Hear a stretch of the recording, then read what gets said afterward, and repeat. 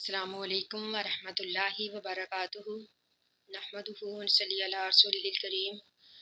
اما بعد فاعوذ باللہ من الشیطان الرجیم بسم اللہ الرحمن الرحیم ربی اشرح لی صدری ویسر لی امری واحلل عقدۃ من لسانی لیفقہوا قولی ربی یسر ولا تعسر وتمم بالخیر وبک نستعین آمین یا رب العالمین۔ آج ہم انشاءاللہ پڑھیں گے سورہ یونس کی آیت نمبر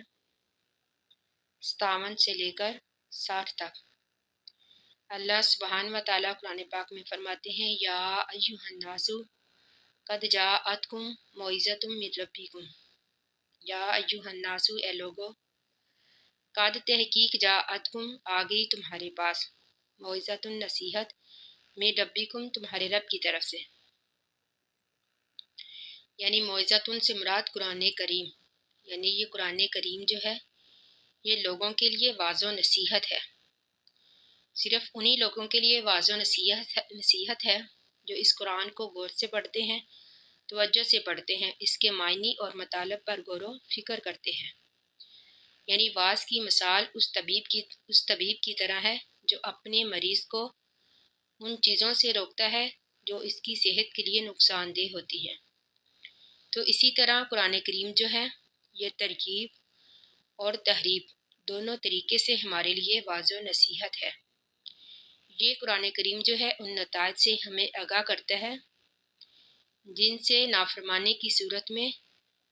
ہمیں قیامت والے دن دوچار ہونا پڑے گا۔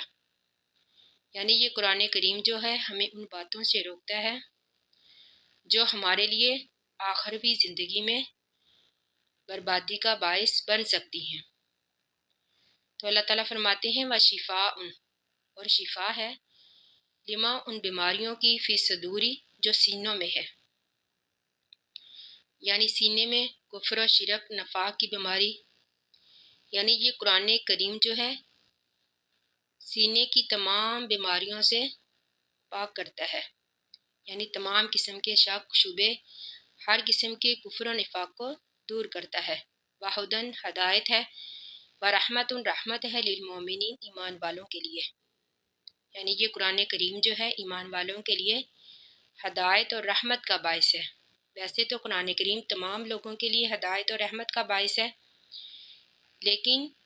صرف ایمان والے ہی اس سے رحمت حاصل کرتے ہیں، اس سے ہدایت حاصل کرتے ہیں، یعنی جو اس قرآن کو غور سے پڑھتے ہیں۔ تو پھر یہ قرآن انہی لوگوں کے لیے ہدایت اور رحمت کا باعث ہے۔ کل اے نبی آپ کہہ دیجئے بفضل اللہ، اللہ کے فضل کے ساتھ، یعنی شروع میں با کا معنی ساتھ، بفضل اللہ اللہ کے فضل کے ساتھ، وبرحمتہ اور اس کی رحمت کے ساتھ، فبذالک پس اسی کے ساتھ، فلیفرحوا پس چاہیے کہ لوگ خوش ہوں، یعنی قرآن کریم جو اللہ کی طرف سے نازل ہوا ہے یہ رحمت کا باعث ہے اور اللہ کی طرف سے فضل ہے۔ تو اللہ تعالیٰ فرماتے ہیں کہ لوگوں کو چاہیے کہ اس کے ذریعے سے خوش ہوں، یعنی خوشی محسوس کرے۔ یعنی خوشی کا مطلب یہ ہے کہ جب انسان کوئی اپنی مطلوبہ چیز حاصل کر لے تو پھر دل میں خوشی محسوس کرتا ہے۔ تو اللہ تعالیٰ فرماتے ہیں کہ لوگوں کو بھی چاہیے کہ وہ اپنے دلوں میں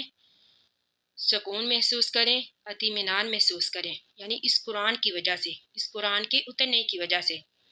کیونکہ یہ قرآن جو ہے لوگوں کے لیے رحمت کا باعث ہے، ہدایت کا باعث ہے،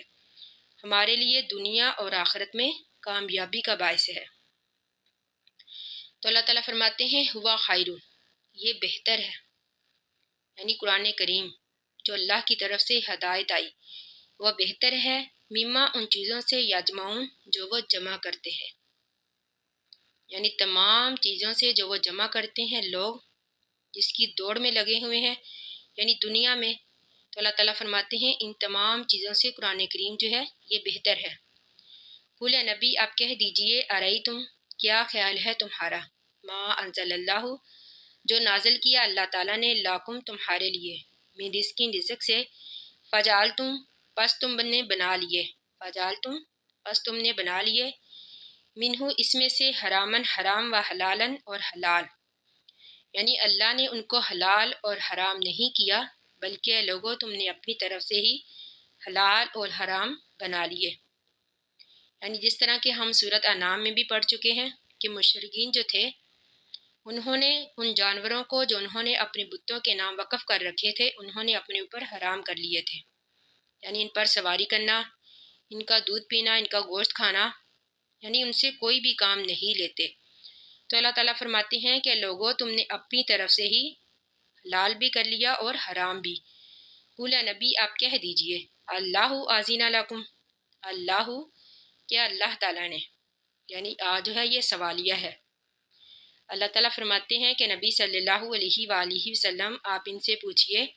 کیا اللہ نے آذینہ اجازت دی لکم تم کو، ام یا پھر اللہ اللہ پر تفترون تم جھوٹ باندھتے ہو۔ اللہ تعالیٰ فرماتے ہیں کہ نبی صلی اللہ علیہ وآلہ وسلم آپ ان لوگوں سے سوال کیجئے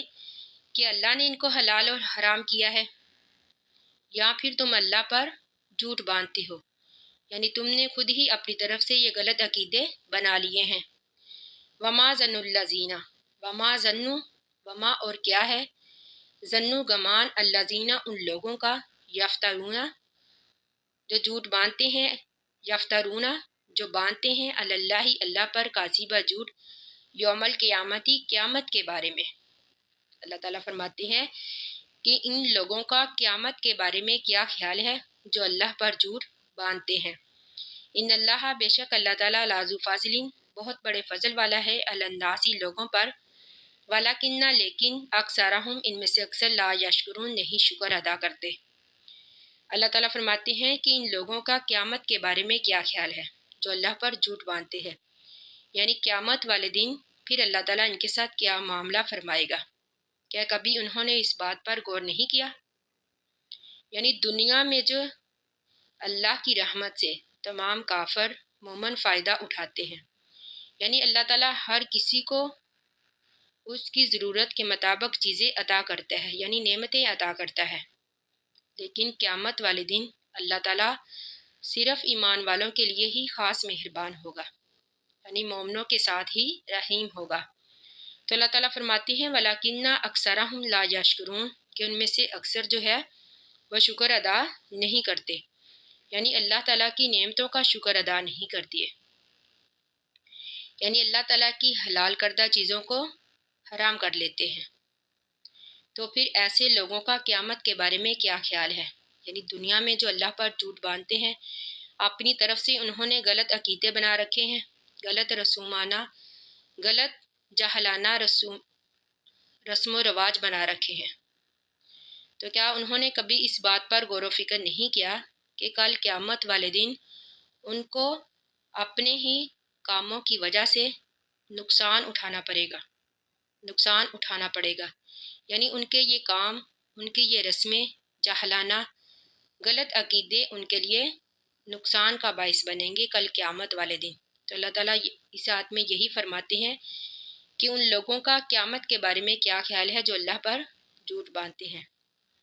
اللہ تعالیٰ سے دعا ہے کہ ہم نے جو بھی پڑھا اللہ تعالیٰ ہمیں اس کو سمجھنے